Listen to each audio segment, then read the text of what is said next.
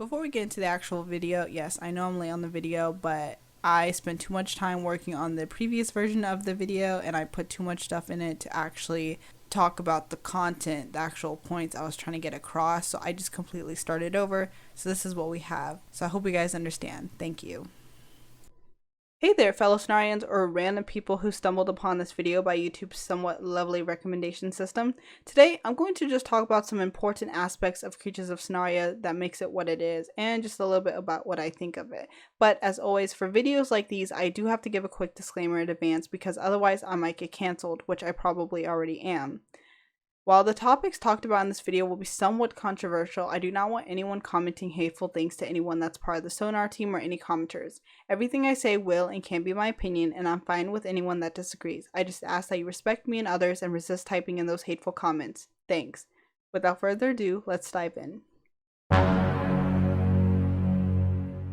It might sound exciting, and it is, but releasing creatures as exclusives could actually cause some issues, especially when you introduce multiple creatures at once, appealing to a mass majority of the player base. These exclusives limit access, hence their name, by making it excruciatingly hard for everyone to enjoy the new creatures. Not everyone can get their hands on these creatures, leading to frustration among players who miss out, and sadness to those who aren't able to get creatures they're interested in, especially when those who automatically gain the duplicates of the creatures rarely go out to trade them. Exclusives can actually mess up the economy within the game, and they already are because of their rarity in most cases, but also because it's not available within the actual game for purchase. When only a few players have these exclusive creatures, they can control the market, making things way more expensive for others because ultimately they're the ones who have it and can change the price at any given moment. New players might feel left out or discouraged or even overwhelmed from playing when they see others with cool, big, and exclusive creatures dominating the game, only to find out that they'd have to go out of their way to find someone who's actually willing to trade with them, like admins, mods, translators, CCs, etc. Releasing more than 2 creatures every week might sound like a good idea because more creatures means more things to buy or more variety, but it has its downsides. It can be overwhelming for players to keep up with so many new creatures coming out often, especially new ones, not to mention the strain it puts on collectors who will go through hell and back just to get that one creature they need. So imagine them when they're missing just a few. Some creatures might not even get the attention they deserve because players are so hyper focused on the new ones and constantly running around like chickens without heads because they're scrambling to collect all their mush and get the most expensive creature they can possibly get just to feel somewhat relieved and accomplished, only to realize that now they're just too broke to get anything else.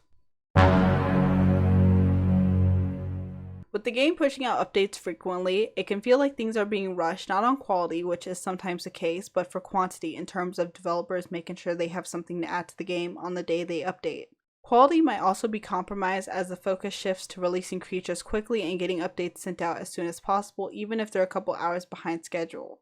However, the excitement of new creatures might fade if they become too common due to rapid releases. For example, if suddenly the game went from releasing 2 creatures typically to about double, it would be overwhelming with the influx in creatures and with the amount of in-game currency needed to buy all of them, and if they were even purchasable in the game anyways. So that's all I have to say for now. I know I really didn't go in depth too much with most of the topics, but it's just to give you a general idea on what I think they need to change or improve on yet again.